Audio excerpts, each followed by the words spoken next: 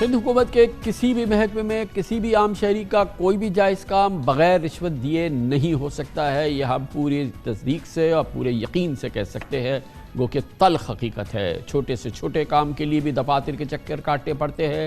خاص طور پہ محکمہ ریونیو کے لینڈ یوٹیلائزیشن، مختار کاروں اور سب رجسٹرار دفاتر تو بد انتظامی، رشوت ستانی کا گڑھ ہیں. مگر اب سندھ میں سسٹم کرپشن پر، جو سسٹم کے تحت یہاں کرپشن ہوتی ہے، اور آپ پورا پاکستان جانتا ہے کہ سندھ میں سسٹم کون ہے اور کیسے چلتا ہے، اس کے تحت جو کرپشن ہوتی ہے اس پر ایک ضرب لگی ہے. نگراں صوبائی وزیر ریونیو اور صنعت جناب محمد یونس ڈھاگا، ان کی ٹیم نے انتھک کوششوں سے ان لینڈ ریونیو سروسز سے متعلق ایک جامع اور مربوط آن لائن کمپیوٹرائز نظام متعارف کرا دیا ہے. محکمہ ریونیو اور محکمہ صنعت کے تیار کردہ منصوبے کے تحت سرکاری دفاتر میں الیکٹرانک رجسٹریشن، میوٹیشن اور ریکارڈ ڈیجیٹلائزیشن کا کام ہو چکا ہے، اور اب ریونیو ریکارڈ کے لیے لوگوں کو ریونیو دفاتر کے چکر نہیں کاٹنے پڑیں گے. تمام سہولیات گھر بیٹھے آن لائن حاصل کی جا سکیں گی اور رشوت ستانی سے کافی حد تک چھٹکارا ملے گا. گویا اربوں خربوں کھانے والے ڈپٹی کمشنر، مختار کاروں، سب رجسٹرار اور محکمہ صنعت کے دفاتر میں موجود مافیا کے ہاتھ اور پیر باندھنے کی کوشش کی گئی ہے.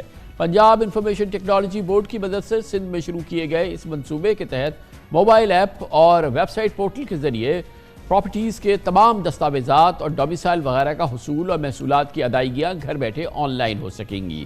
یہ تمام آن لائن خدمات وفاقی اداروں، FBR اور نادرا سے بھی جڑی ہوں گی. اس لیے سرکاری ٹیکسز کی چوری اور جعل سازی کو روکنے سمیت انتظامی اور مالیاتی معاملات کو شفاف بنانے میں مدد ملے گی. اور مشروط ہے کہ آنے والی حکومت، جو کہ امکان یہ ہے کہ پیپلز پارٹی کی حکومت ہوگی اور وہی 15 سال پرانی حکومت ہوگی جس نے اس قسم کے کسی نظام کی بے پناہ حوصلہ شکنی کی ہے. حوصلہ افزائی تو بہت دور کی بات ہے، جس کی بنا پر یہاں پہ سسٹم کا نظام چلتا رہا ہے. کرپشن کا سسٹم کا نظام ہے، جو کہ پورے پاکستان جانتا ہے کہ وہ کیا نظام ہے اور کس انداز سے چلتا ہے. اور 15 سال سسٹم کا راج رہا ہے. اور کیا یہ جو ڈیجیٹائزیشن ہو رہی ہے، یہ جو ای سروسز متعارف کی جا رہی ہے، کیا سسٹم کو شکست دے سکیں گے؟ تمام موضوعات پہ بات کرتے ہیں. ہمارے ساتھ ہیں جناب یونس ڈھاگا، نگراں وزیر صنعت اور محصولات حکومت سندھ. بہت بہت شکریہ یونس ڈھاگا صاحب، آپ نے ہمیں جوائن کیا ہے. ابھی اپیرنٹلی جو ہم دیکھ رہے ہیں کہ یہ کانسیپٹ بہت اچھا ہے، اس کے لیے انیشیل کام بہت اچھا ہوا ہے، but still it's a pilot project جس کو آپ نے ملیر میں ڈسٹرکٹ میں انٹروڈیوس کیا ہے. جاتے جاتے ابھی بھی آپ کے پاس تقریباً مہینے 2 مہینے ہیں، کیونکہ جب تک گورنمنٹ بنتی ہے اس وقت تک تو آپ لوگ ہیں. آپ کا کیا ٹارگٹ ہے کہ کتنا اس کو آگے بڑھا جائیں گے کہ اس کو آنے والے جو نظام ہے یا سسٹم جو ہے وہ اس کو irreparably ڈسمینٹل نہ کر سکے؟ شکریہ کامران بھائی. دیکھیں، جو آپ نے بات کہی وہ بالکل ٹھیک ہے. سسٹم کو میچور ہونے میں اپنا ایک وقت درکار ہوتا ہے، اور ہم نے جو پورا پلیٹ فارم بنا کے دیا ہے اس کو ہم کراچی کے باقی ضلعوں میں انشاءاللہ اسی ہفتے میں ریپلیکیٹ کر دیں گے، اور سندھ کے تمام ضلعوں میں اگلے 2 سے 3 ہفتوں میں کر دیں گے. تو ہمیں امید ہے کہ انشاءاللہ جاتے آتے ہم اس کو ای رجسٹریشن کو پورے سندھ میں انشاءاللہ اس کو پھیلا کے جائیں گے. تو ڈاکٹر صاحب یہ بتائیے گا کہ یہ جو جیسے کہ ہم نے دیکھا کہ اس میں جو DHA کے معاملات ہیں، یعنی کہ DHA کی جو سب رجسٹریشن ہوتی ہے، وہ کنٹونمنٹ کے ریکارڈ اور پھر DHA کی اس میں یہ ہونا، یہ تو فیڈرل سرکاری ملازمین ہیں جو کہ اس سسٹم کا اور ان سب رجسٹرار آفس کے کرپشن کے شریک نہیں ہے. وہ ابھی کتنا ٹائم لگے گا ان کو اس میں شامل کرنے میں؟ دیکھیں، ہم نے ایک جس طرح میں نے عرض کیا کہ بورڈ آف ریونیو کے ساتھ ہم نے اس کا ایک سسٹم بنا لیا ہے. یہ اس کی آج ہی جیسے آپ نے دیکھا ہم نے لانچنگ کی ہے، اور اس کو جو ہم قانونی کور دے رہے ہیں وہ بھی انشاءاللہ 2 سے 3 روز میں وہ بھی نوٹیفائی ہو جائیں گے، جو قوانین میں چینجز ہم نے کیے ہیں. تو یہ اس کے ایک پرفیکٹ ایک سسٹم بن جائے گا. اب اس کو ریورس کرنا انشاءاللہ اتنا ممکن نہیں ہوگا، اور مجھے امید ہے کہ آنے والی حکومت بھی اس کا ساتھ دے گی. جیسے آپ نے کہا کہ اس میں مزید اداروں کو آنے کی ضرورت ہے. KMC ہو گیا، KTA ہے، اور DHA اور کنٹونمنٹ بورڈز ہیں. تو نیکسٹ ہمارا اسٹیپ یہی ہے کہ ہم ان کو اس کے ایمبیڈ میں لائیں گے، تاکہ ان کے بھی پراپرٹیز کو یہیں سے ہینڈل کیا جائے اور ان کو بھی یہیں سے پروسیس کیا جائے، کیونکہ ان کے تمام جو ڈیڈز ہیں تمام پراپرٹیز کی وہ ہمارے رجسٹرار ہی کرتے ہیں. تو وہ یقیناً ان کی بھی یہ خواہش ہوگی کہ ان کے جو کلائنٹس ہیں ان کو فیسلٹی ملے. یہ جو مثال کے طور پہ وہ ایریاز جو کہ کنٹونمنٹ بورڈز کے اندر ہے 1/3 سے زیادہ کراچی ہے, ان کے شامل ہوئے بغیر تو یہ چیز تو یہ تو نقصان دہ ہوگی, یہ تو ایک عجیب ہاچ پاچ ہو جائے گا. اب تک کیوں نہیں ہو پا رہا ہے یہ؟ نہیں انشاءاللہ قباحت ہے. دیکھیں کامران بھائی, یہ جو ہم نے پروگرام کیا نا پچھلے 3 مہینوں میں, یہ کئی سالوں سے نہیں ہو سکا تھا, آپ کو پتہ ہے. اور ویسے بھی جب ہم نے پی آئی ٹی بی کے ساتھ جب نیگوشیٹ کیا تھا تو انہوں نے 6 سے 8 مہینے کا تقاضا کیا تھا, تو ہم نے ان کے ساتھ ضد کر کے اور بہت ان کے ساتھ کام کر کے دن رات ہماری ٹیمز نے کام کر کے اس کو 3 سے 4 مہینے میں کمپلیٹ کیا ہے.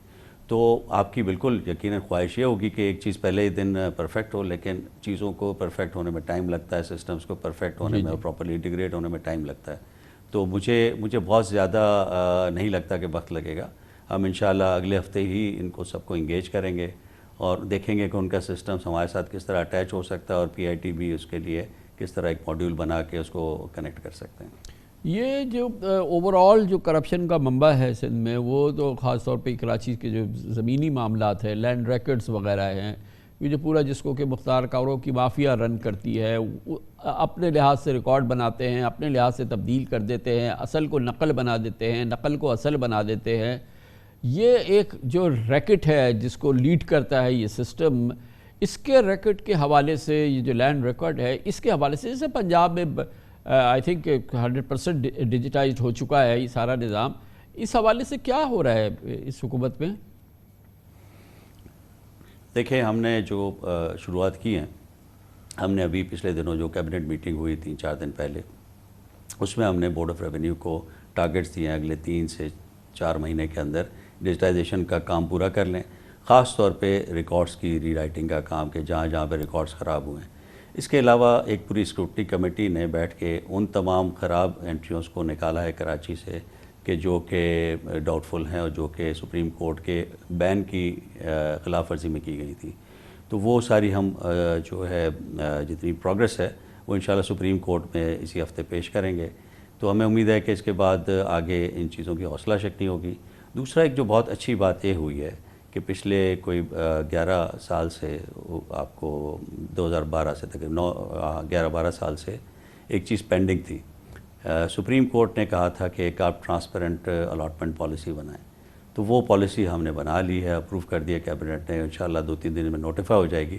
تو اس کے بعد اس سیکٹر کو نیٹ کلین طریقے سے چلانے میں مدد ملے گی. تو یہ جو آپ نے بنائی پالیسی, یہ بہت امپورٹنٹ بات ہے. تو یہ آئی ہوپ کہ مارکیٹ پرائس کے لحاظ سے گورنمنٹ کو اس کی قیمت ملے گی اور اس کی جو سرکاری قیمت ہے اس کا تعین کیا جائے گا. یہی تو سارا ہوتا تھا کہ اربوں روپے کی زمین جو ہے یہ لوگ چند لاکھوں میں دے دیا کرتے تھے. تو اس کا یہ ایک شفاف نظام بن گیا ہے. اور یہ کہ پراپر کوئی آکشن ہوا کرے گا, کیسے ہوگا؟ جی, اس کا یہ طریقہ رکھا گیا ہے کہ جتنی بھی سرکاری زمین جو کہ جہاں پہ آپ سمجھتے ہیں کہ کمرشل یا ریزیڈنشل کمرشل یا انڈسٹریل یوز کے لیے استعمال ہو سکتی ہیں, تو ان زمینوں کی آکشن کیا کرے گی بورڈ آف ریونیو, تاکہ اور اس کی آکشن کی جو پرائسز وغیرہ بھی اور منیمم پرائسز بھی مارکیٹ کے بیس پہ, اور خاص طور پہ وہ پاکستان بینکنگ کونسل کے جو سرٹیفائڈ ایویلیویٹرز ہیں ان کو ساتھ ملا کے ریٹس مقرر کیے جائیں گے. تو ایک بہت ہی ایک شفاف نظام اب لایا جا رہا ہے, جو کہ ایک تاریخ میں پہلی دفعہ یہ ہوگا کہ بورڈ آف ریونیو کی زمین آکشن کی جائیں گی. جی, یہ تو واقعی بہت اچھی بات ہے, بہت ہی عمدہ بات ہے. آپ تھینک یو سو مچ کہ آپ اس قسم کے اقدامات کر رہی ہے, اور نگران حکومت کو بھی ہم اس کا کریڈٹ دیں گے. اللہ کرے کہ اس پہ سب پہ عمل درآمد ہو جائے. آگے سسٹم آ رہا ہے, جیسے الیکشن ہوتا ہے اس کے بعد پھر سسٹم ہوگا, اور یہ تمام جو اصلاحات کی گئی ہیں, اور ہم ہوں گے دیکھتے ہیں کیا کیا ہوتا ہے اور کیا کیا نہیں ہوتا. کمر سے بریک, اس کے بعد ذکر کرتے ہیں. عام پاکستانیوں کے لیے بری خبر ہے, گیس قیمتوں میں پورا اضافہ نہیں ہوا, ابھی مزید ہونا ہے.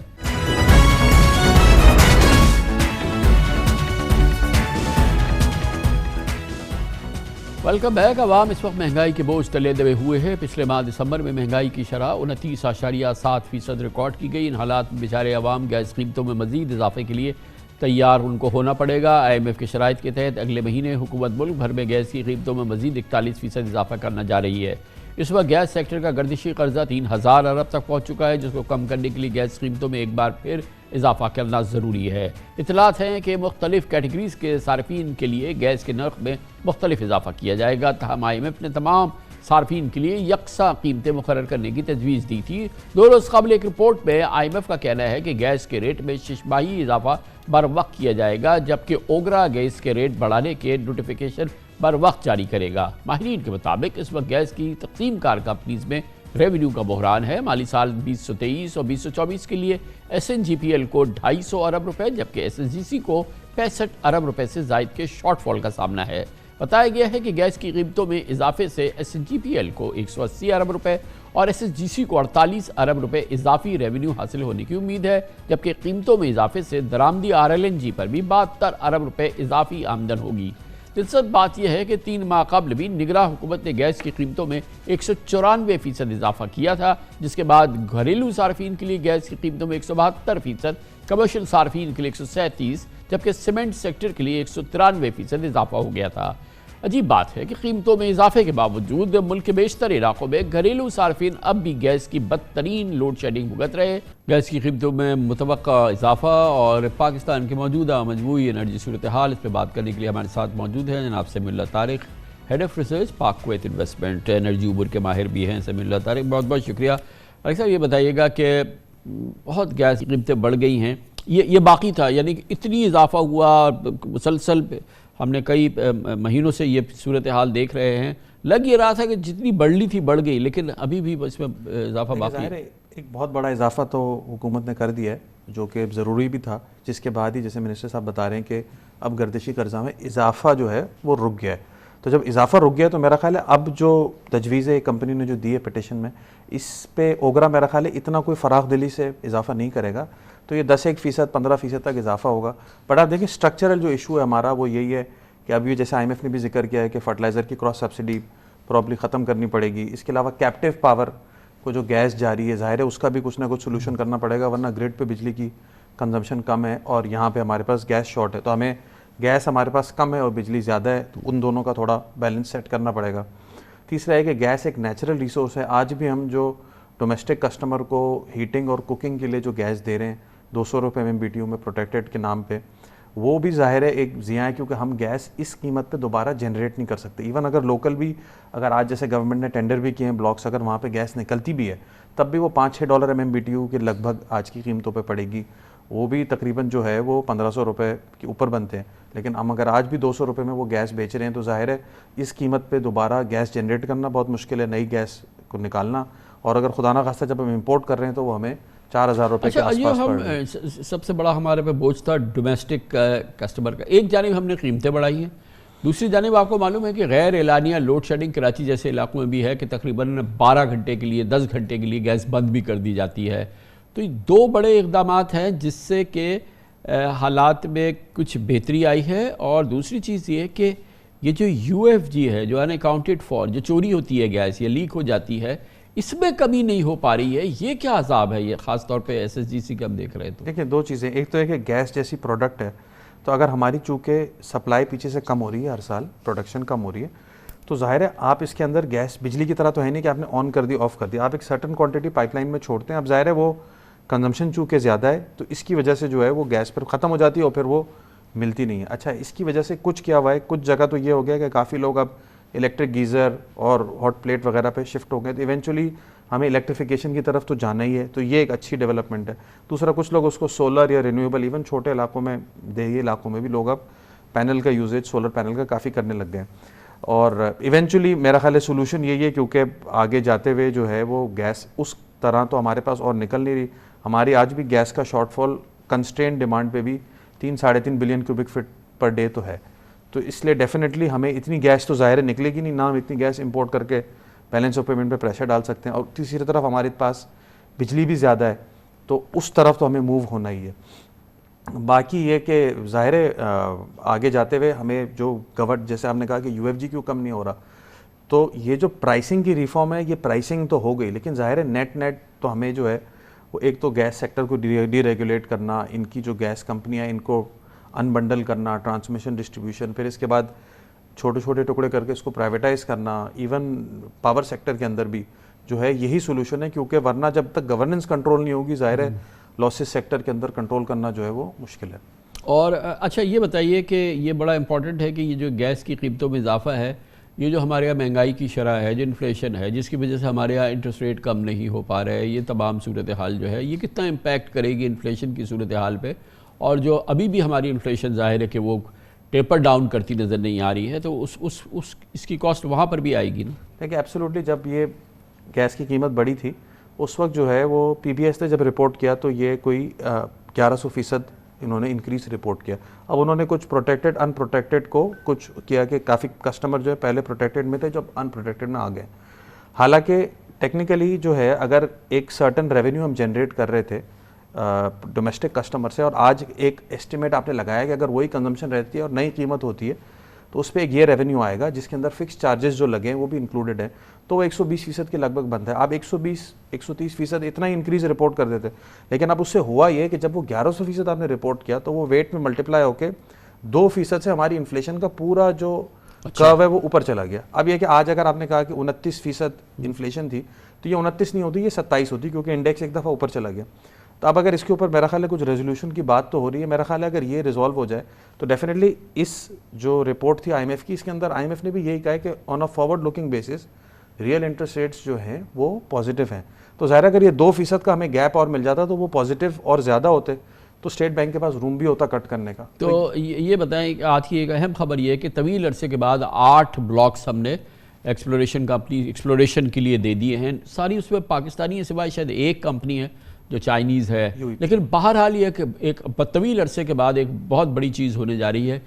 اس کے لائکلی کیا ہم اس کا امپیکٹ دیکھیں گے آگے؟ دیکھیں بالکل ظاہر ہے بہت ہی خوش آئند بات ہے کہ دوبارہ جو ہے وہ بلاکس کی بیڈنگ سٹارٹ ہوئی ہے.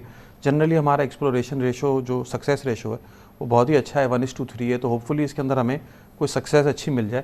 اچھا فائدہ جب ہوگا جب اگر ایک تو ایک چھوٹی ڈسکوری ہے 5-10 MMCFD کی، ایک بڑی ڈسکوری الحمدللہ یا انشاءاللہ اگر ہو جائے تو ظاہر ہے اس سے بہت فائدہ ہوگا کہ جو ہے ہمارا گیس کا جو ڈیفیسٹ ہے یا بیلنس آف پیمنٹ میں جو پریشر ہے کیونکہ ہم LNG امپورٹ کر رہے ہیں یا جو گیس کی شارٹیج ہے یا انڈسٹری کی سپلائی، یہ ساری چیزوں پہ ہمیں کافی جگہ ہیلپ ہو جائے گی اگر ہمیں جو ہے وہ یہ جو ہے کوئی بڑی فائنڈ آ جائے.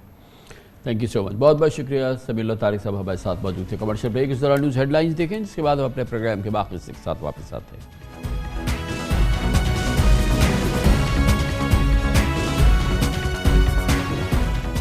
ملک کے سیاسی، انتخابی اور پارلیمانی حقائق بتاتے ہیں کہ اقتدار تک پہنچنے کا دروازہ پنجاب سے ہی کھلتا ہے. پنجاب سے راولپنڈی کے راستے اسلام آباد پہنچنا محض ایک مفروضہ نہیں بلکہ ایک جمہوری حقیقت ہے، کیونکہ ملک کے 52% آبادی، قومی اسمبلی کے 173 یعنی 52% نشستیں پنجاب کے پاس ہیں. ملکی سیاست میں میک اور بریک والی پوزیشن پنجاب کے پاس ہے. ماضی کی طرح الیکشن 2024 کے بعد بھی حکومت سازی کے لیے پنجاب میں اکثریت ہی حکمرانی کی ضمانت ہوگا. مگر قرائن و شواہد بتا رہے ہیں کہ پنجاب میں کسی بھی جماعت کی واضح اکثریت کے ساتھ جیت تقریباً ناممکن ہے. الیکشن سے پہلے اس وقت تخت پنجاب میں انتخابی جوڑ توڑ کا ماحول ہے. نون لیگ، پی ٹی آئی، IPP اور پیپلز پارٹی ایک دوسرے کے مد مقابل ہے، مگر لگتا ہے کہ وفاق میں معلق پارلیمنٹ اور پنجاب میں مخلوط حکومت کی بساط بچھ رہی ہے. پنجاب میں ابھرتی ہوئی نئی سیاسی قوت جہانگیر ترین کی IPP کا سائز بظاہر جنوبی پنجاب تک محدود ہو چکا ہے. IPP نے نون لیگ سے انتخابی اتحاد کر لیا ہے اور اسے سیٹ ایڈجسٹمنٹ کا آج باقاعدہ اعلان بھی کر دیا ہے. نون لیگ ہر صوبے میں اتحادیوں سے جڑ چکی ہے. بتایا جاتا ہے کہ PDM کی 16 ماہ کی حکومت کی کارکردگی نون لیگ کے گلے میں آ گئی ہے. شاید پنجاب میں نواز شریف، شہباز شریف، مریم نواز، حمزہ شہباز کو توقع کے مطابق پذیرائی نہیں مل رہی ہے. حالانکہ PTI کے امیدواروں سے بلے کا نشان چھن چکا ہے. اس کے بعد کنفیوژن کی ایک کیفیت ہے. صرف ڈاکٹر یاسمین راشد، میاں محمود رشید عثمان ڈار کی والدہ اور شاہ محمود قریشی کی بیٹی مہربانو قریشی اور بیٹے زین قریشی سمیت محض چند نامور امیدوار انتخابی میدان میں ہیں. زیادہ تر امیدوار غیر معروف ہیں اور وہ بھی آزاد حیثیت میں الیکشن لڑ رہے ہیں. دوسری جانب پیپلز پارٹی کی پنجاب میں پوزیشن بھی غیر واضح ہے. لگ رہا ہے کہ بلاول بھٹو کا انحصار اپنے امیدواروں سے زیادہ آزاد اراکین پر ہے. پچھلے الیکشن میں پیپلز پارٹی پنجاب سے قومی اسمبلی اور صوبائی اسمبلی کی صرف 7 نشستیں جیت پائی تھی. الیکشن 2018 میں آصف زرداری اور بلاول بھٹو نے پنجاب کے کسی حلقے سے الیکشن لڑنے کی ہمت بھی نہیں کی تھی، لیکن اس بار بلاول لاہور سے الیکشن لڑ رہے ہیں، بلکہ پنجاب کے ہر چھوٹے بڑے ضلع میں بھرپور انتخابی مہم بھی چلا رہے ہیں. پنجاب کی سیاست کا رخ کس جانب بڑھ رہا ہے؟ فیصلہ کن کردار پنجاب کا کیا ہو سکتا ہے آئندہ آنے والے الیکشنز میں؟ اور اس وقت پنجاب کا سیاسی منظر نامہ آنے والے انتخابات کے حوالے سے کیا خبر دے رہا ہے. یہ تمام معلومات حاصل کریں گے, پورے ماحول کی تجزیہ حاصل کریں گے. ایک تجربہ کار پاکستان کے بہت ہی سینئر سیاستدان اور پنجاب کے بہت ہی عمدہ بہت ہی سینئر سیاستدان جناب جاوید ہاشمی ہمارے ساتھ موجود ہے. بہت بہت شکریہ جاوید ہاشمی صاحب. بتائیے گا, بظاہر تو ظاہر ہے کہ الیکشن کا جو منظرنامہ ہے اس میں پی ٹی آئی نام کی کوئی جماعت نہیں ہے, پی ٹی آئی کے نشان والے بلے والی کوئی جماعت نہیں ہے. اس وقت تو تین جماعتیں ہیں جو کہ پنجاب میں اپنے نام سے اپنے پوری قوت سے الیکشن مہم میں شامل ہیں. اس میں پی ٹی آئی تو ابھی شامل بھی نہیں ہے, اور وہ ہے ظاہر ہے کہ نون لیگ اور پاکستان پیپلز پارٹی اور آئی پی پی. پنجاب میں نارمل کسی ایک جماعت کی اکثریت ہونا ظاہر ہے کہ ایک مشکل عمل ہوتا ہے, لیکن ابھی آپ کو اس الیکشن میں کیا لگتا ہے کہ کوئی ممکن ہوگا کسی جماعت کے لیے, جس میں ہم کہہ سکتے ہیں نون لیگ کے لیے, کہ وہ چاہے بڑی اکثریت سے نہیں لیکن اکثریتی جماعت بن سکے پنجاب میں؟ خان صاحب, میرا جو ایک ذہن میں چیزیں آئی ہیں اور جو منظر عام پر بھی وہ چیزیں آتی جا رہی ہیں, پنجاب میں بنیادی طور پر تو بڑی بھرپور اکثریت کا مطالبہ یہ ہے کہ انہیں آزادانہ طور پر ووٹ دینے کا حق دیا جائے. اگر دیا جائے گا تو یقیناً وہ تحریک انصاف ہوگی.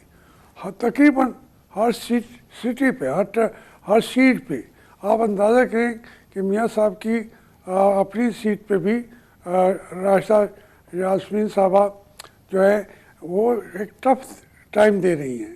یہ نہیں ہے کہ کوئی سیٹ خالی چھوڑی ہو تحریک انصاف نے.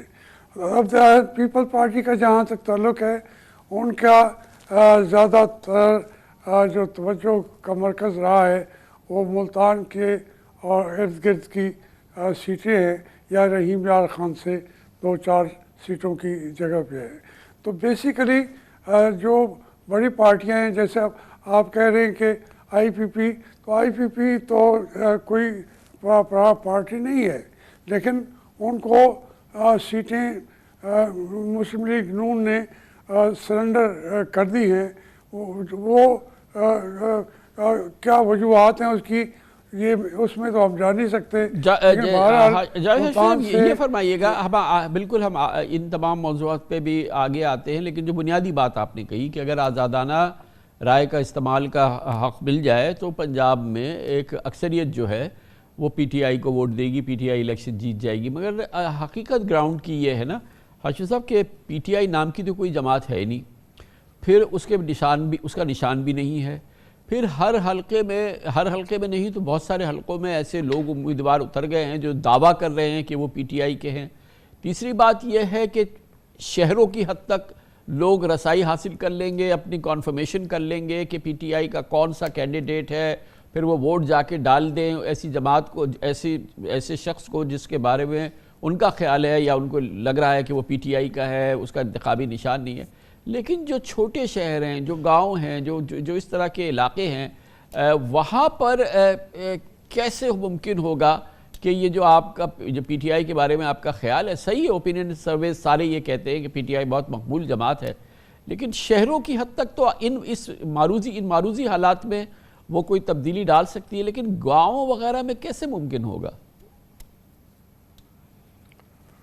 خان صاحب, میں شہر کا رہنے والا بھی ہوں اور اس وقت بھی اپنے گاؤں سے بول رہا ہوں, تو مجھے جو اندازہ ہے اور وہ حقائق بھی یہی ہیں کہ اب جو ہم وہ سوچتے ہیں کہ یہاں پہ دیہاتوں کے رہنے والے لوگ جو ہیں وہ سیاست کو اتنی جلدی سمجھنے نہیں پائیں گے, لیکن میڈیا اور سوشل میڈیا کے اندر آپ دیکھیں گے تو جو شہر کے لوگ سوچ رہے ہیں اس سے ایک قدم آگے دیہات کے لوگ اس کے اوپر فیصلے بھی کر چکے ہیں.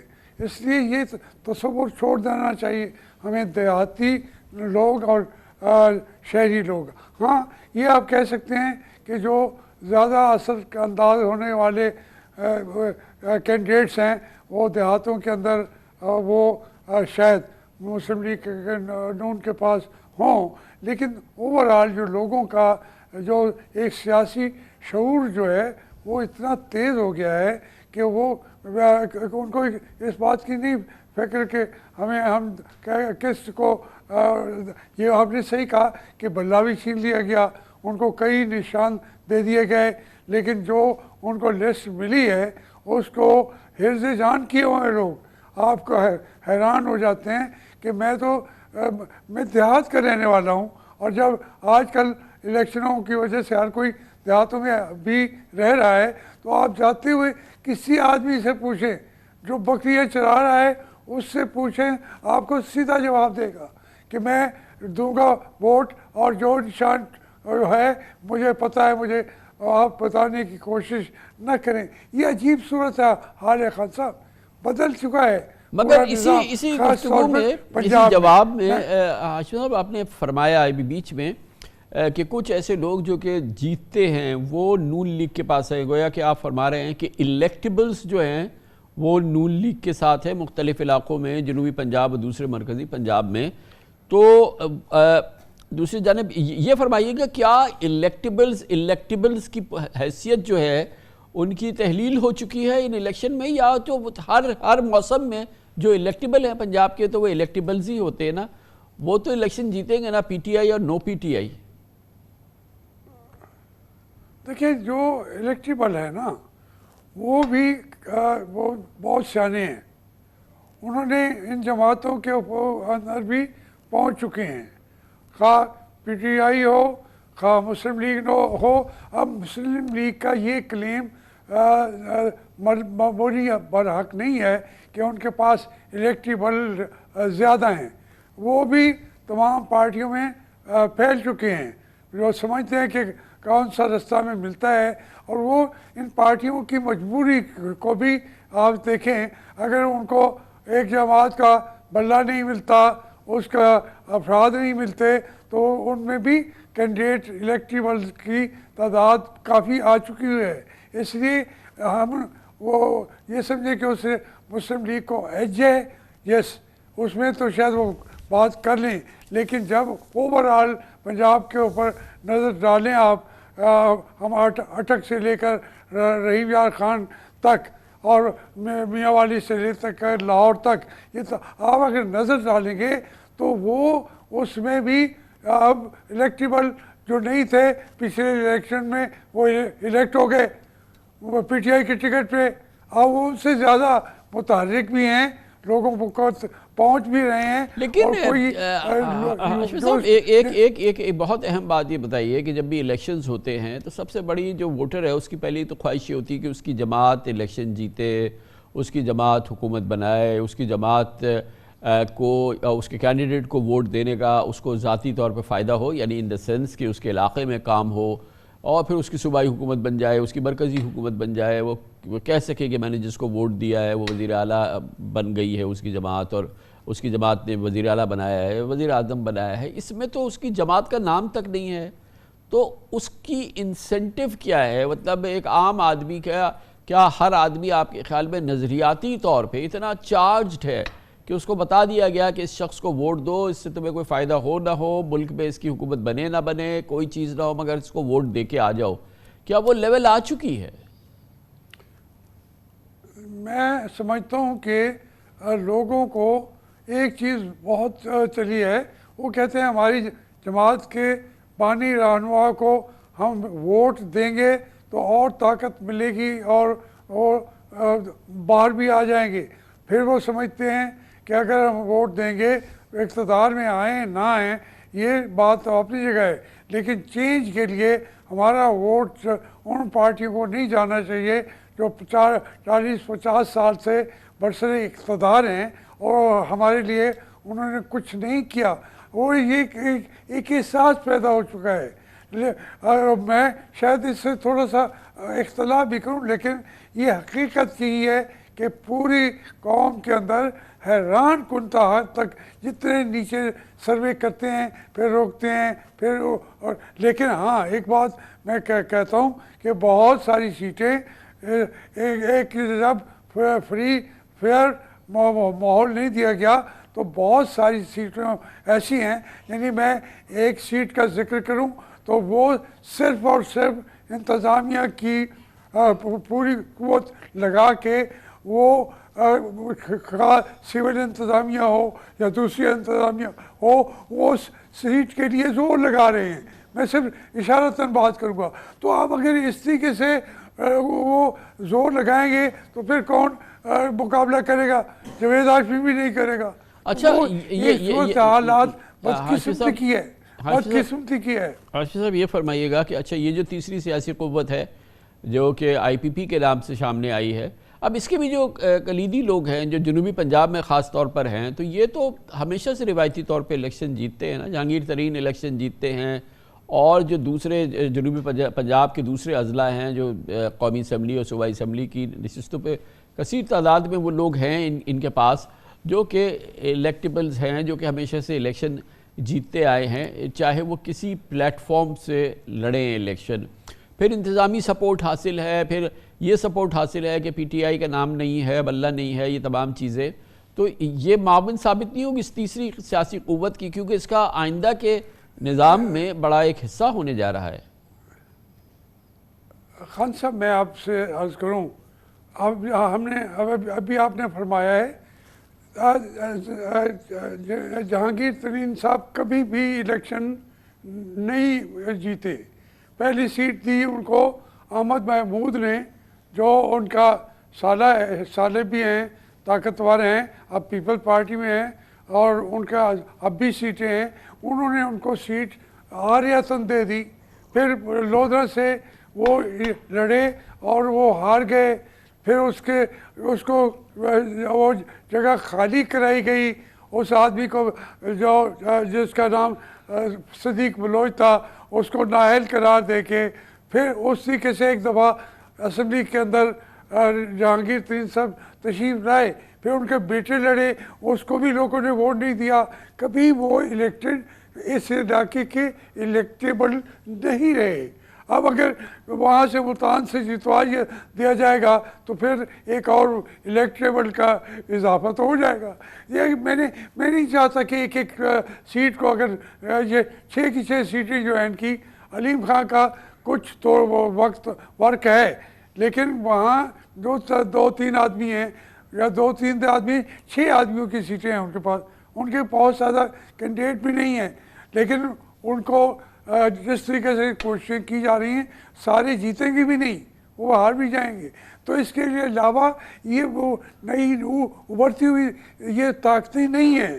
یہ ایک وقتی طور پر جس کے جی پوری ہاشمی صاحب اس وقت پورا نواز شریف خاندان جو ہے وہ الیکشن میں اتر رہا ہے، اور اب دیکھنا یہ ہے کہ ان کی کیا پوزیشن بنتی ہے پنجاب میں. کیا وہ اتنی اکثریت لے پاتے ہیں کہ تنہا حکومت بنا پائیں؟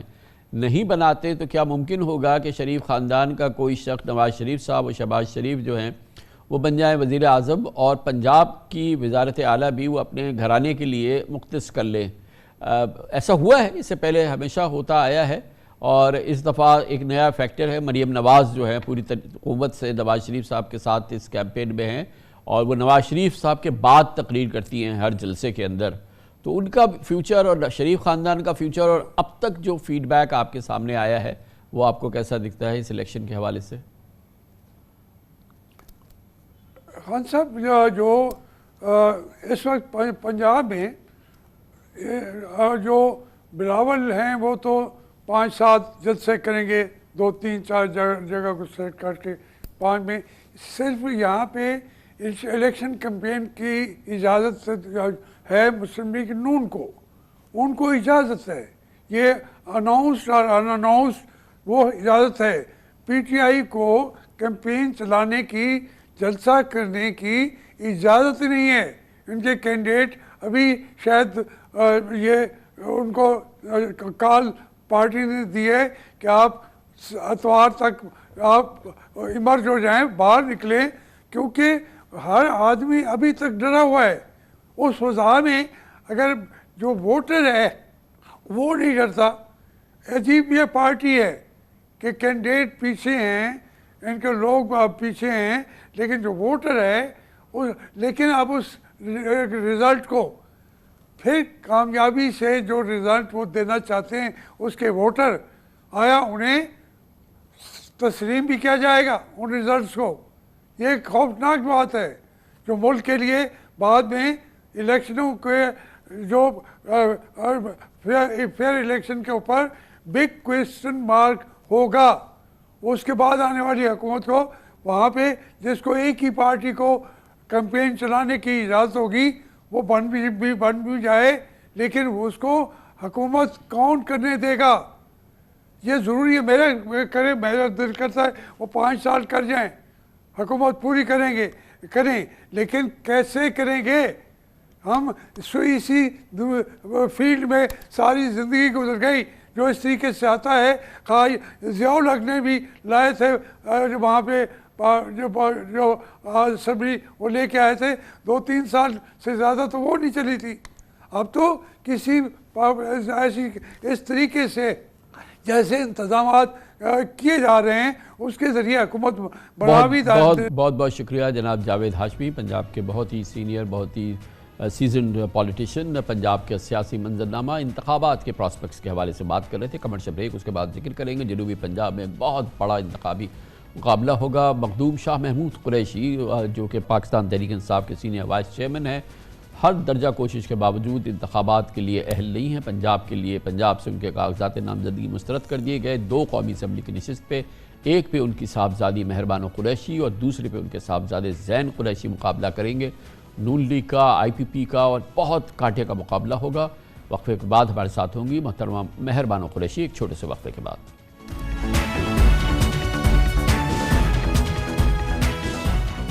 Welcome back. वक्फे से कबल इलेक्शन के इस पंजाब में सियासी मैदान, इस सियासी महाज में क्या प्रॉस्पेक्ट्स हैं, आगे क्या होने वाला है इलेक्शन में, इस सिलसिले में एक अपना तजर्बे की बिना पर, एक भरपूर तजर्बे की बिना पर अपना तजिया दे रहे थे जनाब जावेद हाशमी। इलेक्शन के लिए तमाम सियासी जमातों का सारा जोर बहरहाल मिशन पंजाब पर ही है और ख़ास तौर पर जनूबी पंजाब का नंबर गेम मुस्तकबिल के सियासी मंजरनामे में एक बड़ा इंपॉर्टेंट किरदार अदा करेगा। मुल्तान, भावलपुर, डेरा गाजी खान समेत तमाम सराइकी बेल्ट पर मुश्तमिल जनूबी पंजाब में 16 अजला हैं। 3.5 करोड़ से ज़ायद आबादी है। इस खत्ते में कौमी असम्बली की 46 और पंजाब असम्बली की 86 नशिस्तें हैं। जनूबी पंजाब में सिर्फ मुल्तान के मार्के में पीपल्स पार्टी की यूसुफ रजा गिलानी, IPP के जहांगीर तरीन, PTI के मियाँ आमिर डोगर इलेक्शन लड़ रहे, जबकि PTI के वाइस चेयरमैन मखदूम शाह महमूद कुरैशी मुल्तान की इलेक्शन दौड़ से बाहर कर दिए गए हैं। अब उनकी बेटी मेहरबानो कुरैशी और साहबजादे ज़ैन कुरैशी आज़ाद हैसियत में इलेक्शन लड़ रहे हैं। हैरतअंगेज़ तौर पर शाह महमूद कुरैशी के थर पार्कर से तो कागजात नामजदगी दुरुस्त करार पाए, मगर मुल्तान के दोनों हल्कों से उनके कागजात मुस्तरद कर दिए गए। साइफर केस के जज अबुल हसनात के हुक्मनामे के बावजूद शाह महमूद कुरैशी के कागजात रिटर्निंग ऑफिसर ने मंजूर किए, न इलेक्शन ट्रिब्यूनल में दुरुस्त करार पाए। इतराज़ सिर्फ इतना था कि शाह महमूद कुरैशी के दस्तखत असल नहीं हैं। अब मुतल्लका हल्कों में उनकी बेटी मेहरबानो कुरैशी और साहबजादे ज़ैन कुरैशी अपने वालिद की जगह मैदान में हैं। मुल्तान में हल्का NA 149 पर जहांगीर तनी के मद्दे मुकाबिल PTI के आमिर डोगर हैं और हल्का NA 150 में ज़ैन कुरैशी के सामने नून लीग और पीपल्स पार्टी के 2 मजबूत उम्मीदवार हैं। इसी तरह NA 151 मुल्तान से मेहरबानो कुरैशी के मद्दे मुकाबिल पीपल्स पार्टी के मूसा गिलानी और नून लीग के गफ्फार डोगर है। पंजाब के इलेक्शन मैदान, ख़ासतौर पर जनूबी पंजाब के इलेक्शन मैदान में पाकिस्तान तहरीक इंसाफ के नामजद करदा उम्मीदवार, जिनके पास ना पाकिस्तान तहरीक इंसाफ का नाम है, ना ही पाकिस्तान तहरीक इंसाफ का इलेक्शन सिंबल बल्ला, वो किस सूरत हाल से गुजर रहे हैं, उनके प्रॉस्पेक्ट्स क्या हैं, उनकी उम्मीद का सहारा क्या है। आम तौर पर पाकिस्तान तहरीक इंसाफ के उम्मीदवार कैंपेन भी नहीं कर पा रहे हैं। इन तमाम मौज़ूआत पर बात करेंगे। हमारे साथ मौजूद हैं मोहतरमा मेहरबानो कुरैशी, साहबजादी हैं मखदूम शाह महमूद कुरैशी साहब के, जो कि इस मुल्तान के इन 2 हल्कों से इलेक्शन नहीं लड़ पा रहे। जैसे कि हमने आपको बताया उनके कागजात नामजदगी मुस्तरद हो गए। वैसे भी PTI के चेयरमैन समेत senior vice chairman Makhdoom Shah Mahmood Qureshi, सदर जनाब परवेज़ इलाही और जो टॉप लीडरशिप PTI की होती थी वो इस इलेक्शन में मौजूद नहीं है। PTI इलेक्शन कैंपेन पर बात करते हैं। हमारे साथ जैसे मैंने अर्ज़ किया मेहरबानो कुरैशी मौजूद है। बहुत बहुत शुक्रिया मेहरबानो साहिबा, आपने हमें ज्वाइन किया। ये फरमाइएगा कि इस वक्त आपकी कैंपेन की क्या सूरत हाल है, किस तरह से आप कैंपेन कर रही हैं मुल्तान में, और फिर आपके जो भाई हैं ज़ैन कुरैशी वो उनकी कैंपेन की क्या इस वक्त स्टेटस है? جی السلام علیکم خان صاحب، بہت شکریہ کہ آپ نے مجھے اپنے پروگرام میں شرکت کے لیے دعوت دی. جیسے کہ بہت مشکل وقت ہے، آپ کو اب جانتے ہیں ہم نے یہ پروگرام پہلے کرنا تھا ٹائم سے، مگر ہم بھاگ کے ہر جگہ پورا ہونے کی کوشش کر رہے ہیں. میں اس وقت اکیلی ہوں کیونکہ زین کے اوپر بھی لاتعداد پرچے ہیں. میرے والد صاحب شاہ محمود قریشی صاحب وہ اس وقت زیر حراست ہے، قید تنہائی میں ہے، تو ان کے لیے کیمپین میں ہی کر رہی ہوں. ان کی جگہ بھی پھر مجھے ہی لینی پڑی الیکشنز میں، کیونکہ آپ کے سامنے ہے کس طرح ہمارے کاغذات نامزدگی جو ہے وہ نامینیشن پیپرز فائل کس طرح مشکلات سے کیے، ہر مرحلے پہ مشکل کا سامنا کرنا پڑا.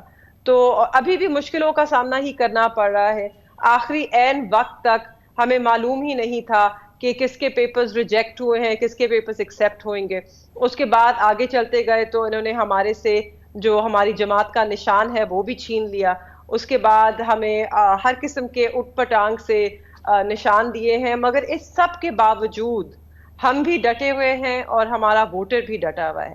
اور میں آج ابھی ہلکے سے ہی ہوتی ہوئی آ رہی ہوں خاص آپ کے پروگرام کے لیے، اور میں آپ کو بتا سکتی ہوں کہ لوگوں میں جو میں نے دیکھا ہے، میں نے ان میں جوش اور ولولہ پایا ہے، میں نے ان میں غصہ دیکھا ہے، میں نے ان میں ایک غصہ بھی ہے اور ایک سمپتھی بھی ہے. انہیں یہ بہت برا لگا کہ جس طرح میرے والد کو دوبارہ گرفتار کیا گیا، جو توہین آمیز سلوک کیا گیا، اس کا لوگوں کو بڑا غصہ ہے. اور لوگوں کی ہمدردیاں بھی ہیں کہ ان سب مرحلوں سے جن سے ہم گزر کے آج ان کے درمیان کھڑے ہیں، وہ جانتے ہیں کہ وہ ایک جنگ کا نظارہ ہی تھا جس سب سے ہمیں گزرنا پڑا. یہ بہت مشکل دیکھی ہے. یہ فرمائیے گا کہ آپ کے بھائی زین قریشی جو ہیں، جو دوسرے حلقے سے کینڈیڈیٹ ہیں، وہ کیمپین نہیں کر رہے ہیں، وہ ہائیڈنگ میں ہیں. جو ابھی آپ نے پہلے بات کی اس سے لگ رہا ہے کیونکہ ان پہ کئی FIRs ہیں، تو ہی از ان ہائیڈنگ. جی وہ کیمپین جس طرح کھل کر کرنا چاہتے ہیں اس طرح نہیں کر پا رہے، کیونکہ وہ تو گھر سے بھی در بدر ہے. وہ کتنے مہینوں سے اس نے اپنا گھر نہیں دیکھا، نہ وہ گھر میں سو سکتا ہے، نہ وہ دن میں گھر آ سکتا ہے. تو بہت مشکل حالات ہیں، مگر ان مشکل حالات کے باوجود ہم آپ کے سامنے ہیں. ہم میدان ہم نے نہیں چھوڑا، چاہے جتنی بھی مشکل ہو. اور بالکل میرے بھائی کے لیے مشکل ہے، اور یہ میرا آپ کے پروگرام سے پیغام ہے NA 150 کے لوگوں کے لیے کہ اس مشکل وقت میں ہم میدان میں کھڑے ہیں، اور ہمیں امید بھی ہے اور یقین بھی ہے کہ آپ بھی ہمارے ساتھ ہیں. چاہے ہم آپ کے گھر تک نہ پہنچ سکیں، خان صاحب کا پیغام ہر گھر تک پہنچ چکا ہے. یہ فرمائیے گا مہربان صاحبہ، یہ فرمائیے گا کہ الیکشن تو بہت بڑی ڈیفرنٹ سائنس ہے. اس میں تو لوگوں کے گھروں گھر جانا پڑتا ہے، ڈور ڈور ان کو موبلائز کرنا پڑتا ہے، ان کو پولنگ بوتھ تک پہنچانا ہوتا ہے. نارملی آپ کے علاقوں میں ان جگہوں پہ تو ان کے کھانے وانے کا انتظام کرنا پڑتا ہے، ان کے لیے ٹرانسپورٹ چاہیے ہوتی ہے، ایک میسو آپ کو سپورٹ چاہیے ہوتی ہے والنٹیئرز کی، اور پھر آپ کو پولنگ بوتھ کے اندر اپنے ایجنٹس بھی بٹھانے ہیں. یہ سب کیسے کر رہی ہیں آپ؟ دیکھیے ہم کوئی پولنگ بوتھ خالی نہیں چھوڑیں گے، ہمارے ایجنٹس موجود ہوں گے. ہم پوری کوشش کریں گے کہ ہم اپنے ووٹرز کو جتنی حد تک فیسیلیٹیٹ کر سکیں کہ وہ پولنگ سٹیشنز تک پہنچیں. مگر یہ میرا ہمارے ہر ووٹر سے پیغام ہے، پورے پاکستان میں تحریک انصاف کے ووٹر کے لیے پیغام ہے.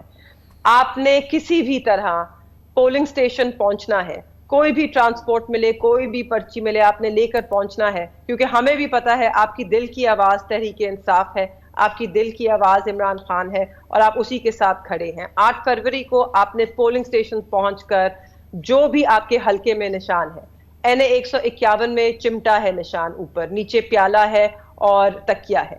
NA 150 میں اوپر نشان جوتوں کی جوڑی ہے، نیچے ایک ٹوتھ برش ہے اور گھڑیال ہے. اس کا کیا مطلب ہے؟ اس میں پی ٹی آئی کا کون سا نشان ہے؟ جی جو مجھے نشان دیا ہے وہ انہوں نے چمٹا دیا ہے، اور جو زین قریشی کو نشان دیا ہے وہ جوتے دیے ہیں، ایک جوڑی جوتوں کی. اور یہ بتائیں کہ جو پنجاب بھر میں کیمپین ہے پی ٹی آئی کی، اس میں کوئی کوارڈینیشن ہے، کوئی کمیونیکیشن ہے، کوئی کنسسٹنسی ہے کوئی کوئی تھیم ہے, کوئی کسی قسم کی کوئی رابطے ہیں؟ بالکل تھیم ہے, رابطے ہیں. کنسسٹنسی جس طرح الیکشن میں عموماً ہوتی ہے, وہ ایک نشان کے ارد گرد ایک جماعت اکٹھی ہوتی ہے اور ایک نشان کو لے کر چلتی ہے, تو اس طرح کی کنسسٹنسی تو ہمارے لیے ممکن ہی نہیں ہے.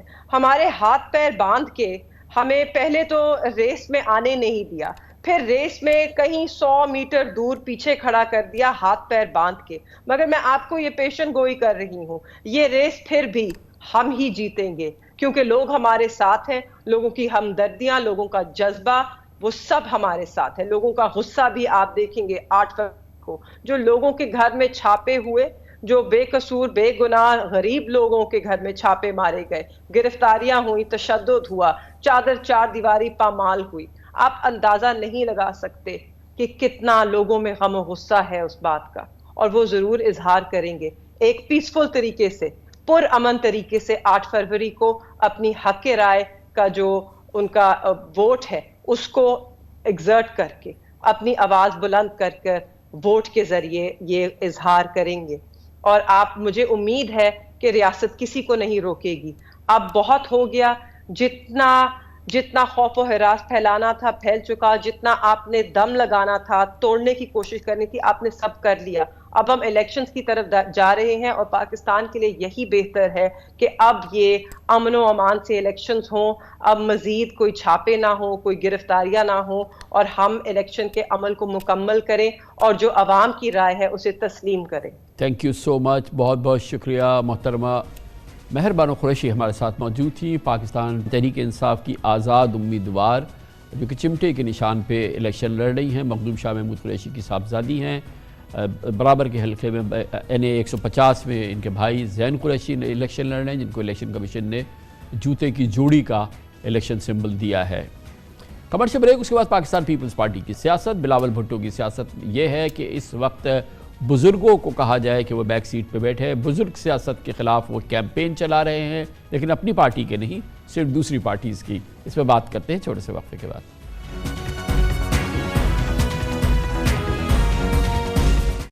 Welcome back. آئین پاکستان میں صدر مملکت, وزیر اعظم اور رکن اسمبلی کے لیے تو کم از کم عمر کا ذکر ہے, لیکن متعدد قانونی معاملات کی طرح کسی حکمراں کی زیادہ سے زیادہ عمر پر بھی آئین خاموش ہے. یہی وجہ ہے کہ ہمارے عوامی نمائندے سیاست سے بڑی مشکل سے ریٹائرمنٹ لیتے ہیں. تاہم ایک انوکھی بات یہ ہے کہ پیپلز پارٹی کے چیئرمین بلاول بھٹو زرداری نے انتخابی مہم میں بزرگ سیاستدانوں سے چھٹکارے کی تحریک کا آغاز کر دیا ہے. بلاول بھٹو ہر جلسے, ہر پریس کانفرنس اور ہر انٹرویو میں 70 سالہ بابوں کی سیاست کو مزے کا خیز انداز میں تنقید کا نشانہ بناتے ہیں. وہ بزرگ سیاستدانوں سے عوام کی بیزاری کا دعویٰ کرتے ہیں اور مشورہ دیتے ہیں کہ 70 سال کے بابے سیاست کرنے کے بجائے گھر یا مسجد میں بیٹھے اور ملک کے لیے دعا کریں. لگ رہا ہے بلاول بھٹو نے پیپلز پارٹی کے بزرگ سیاستدانوں کو سیاست چھوڑنے سے استثنا دے رکھا ہے. ہم سب جانتے ہیں کہ PPP کے حالیہ پارلیمنٹیرین سینٹرل ایگزیکٹو کمیٹی میں اکثریت کئی دہائیوں کا تجربہ رکھنے والے سیاستدانوں کی ہے. تازہ ترین مثال کے طور پہ الیکشن 2024 میں پیپلز پارٹی کے تقریباً آدھے سے زیادہ امیدوار 60 سال سے زیادہ عمر کے ہیں, اور آئندہ الیکشن میں ملک کے سب سے عمر رسیدہ امیدوار بھی شاید پیپلز پارٹی کے سید قائم علی شاہ ہی ہوں گے, جن کی عمر ماشاءاللہ اب 90 سال ہو چکی ہے. نواب یوسف تالپور, پیر آفتاب شاہ جیلانی بھی زندگی کے 80 بہاریں دیکھ چکے ہیں. ان کے علاوہ خورشید شاہ, آغا سراج, عبدالحکیم بلوچ, زرداری صاحب بڑی ہمشیرہ عذرا پچیو بھی 70ویں سالگرہ منا چکی ہے, جبکہ آصف زرداری بھی 68 سال کے ہو چکے ہیں. لیکن اتفاق کی بات ہے کہ بلاول بھٹو نے اپنے والد آصف زرداری کا نام کبھی بزرگان میں شامل نہیں کیا. ناقدین کا الزام ہے کہ بلاول بھٹو نشانہ تو دوسری جماعتوں کے بابوؤں کو بناتے ہیں, لیکن وہ معنی خیز انداز میں پیغام اپنے والد کو دے رہے ہوتے ہیں. کہا جاتا ہے کہ باپ بیٹے کے درمیان سیاسی بالادستی, گھریلو معاملات اور ان کے بیانات میں نمایاں فرق ہے. عجب اتفاق ہے کہ بلاول نے بزرگوں کو گھر بٹھانے کا مطالبہ کیا اور اس کا جواب آصف زرداری کو ایک انٹرویو بھی دینا پڑا. یقیناً بلاول بھٹو اپنی پارٹی کی CEC کے فیصلے ماننے کے پابند ہوں گے, لیکن یہ بھی حقیقت ہے کہ اگر موقع آیا تو پیپلز پارٹی کی جانب سے وزیر اعظم بلاول نہیں بلکہ آصف زرداری ہی ہوں گے. اہم سوال تو یہ بھی ہے کہ اگر بلاول بھٹو پرانے سیاستدانوں سے اتنے عاجز ہو چکے ہیں تو انہیں سب سے پہلے اپنی پارٹی کے بزرگوں کی جبری ریٹائرمنٹ کا بندوبست کرنا چاہیے, پھر دوسری جماعتوں کے بزرگان کو مشورہ دینا چاہیے. پیپلز پارٹی کے سینئر رہنما بیرسٹر اعتزاز احسن بہت پہلے بلاول کو مشورہ دے چکے تھے کہ وہ 50 سال سے بڑوں کو پیچھے کریں اور نوجوانوں کو آگے لائیں. بہرحال ہمارے آج کے اس پروگرام میں ملک کے سب سے بزرگ سیاستدان سید قائم علی شاہ کا تذکرہ ہوا ہے۔ ہم شاہ صاحب کی درازی عمر کے لیے دعا گئے ہوئے ہیں۔ ان کا سیاسی کیریئر 63 سال پر محیط ہے۔ انہوں نے صدر جنرل ایوب خان کے دور میں بلدیاتی الیکشن سے انتخابی سیاست کا آغاز کیا تھا۔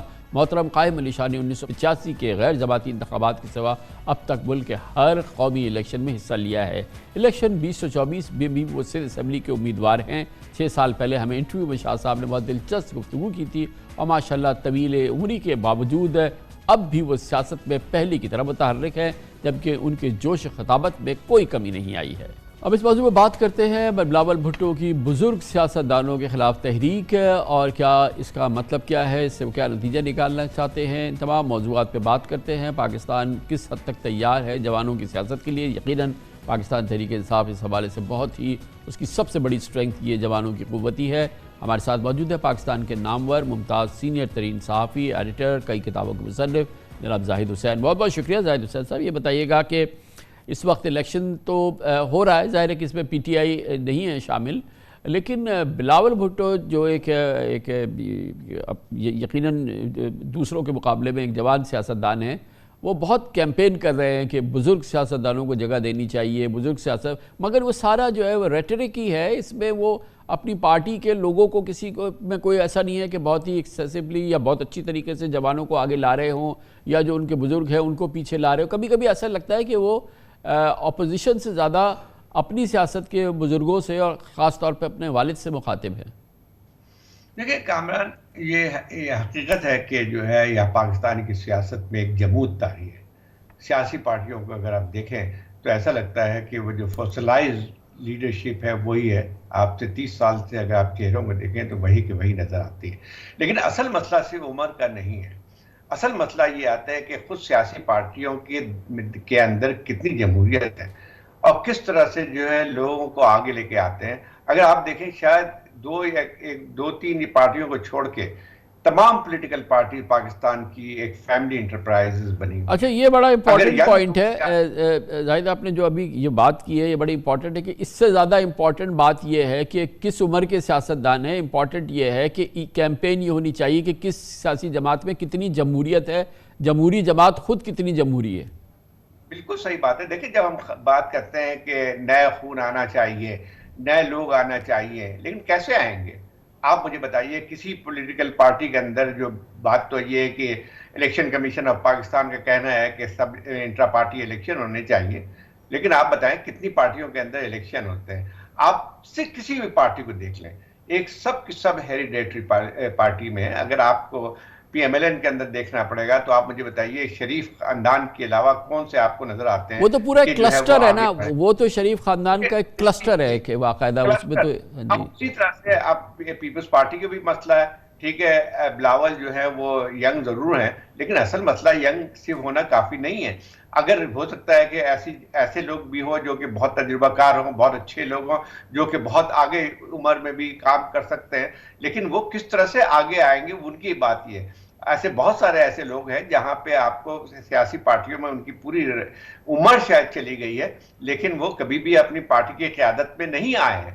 آپ کو میں کس کی پیپلز پارٹی کو دیکھ لیں ذرا، پیپلز پارٹی کے اندر بھی اعتزاز احسن کبھی بھی لیڈرشپ کے اس میں کیا ہے، حد سے ان کو سینٹرل کمیٹی کے ممبر ہی بنایا گیا، کیا وہ کسی بھی اس سے کم نہیں آ سکتے تھے وہ آگے؟ اسی طرح سے پیپلز پارٹی کے اندر بہت سے ایسے لوگ موجود ہیں جو کہ ینگ ہے، تجربہ ہے، آگے بڑھنے کا جذبہ ہے، لیکن کیا وہ پارٹی کی قیادت میں آ سکتے ہیں؟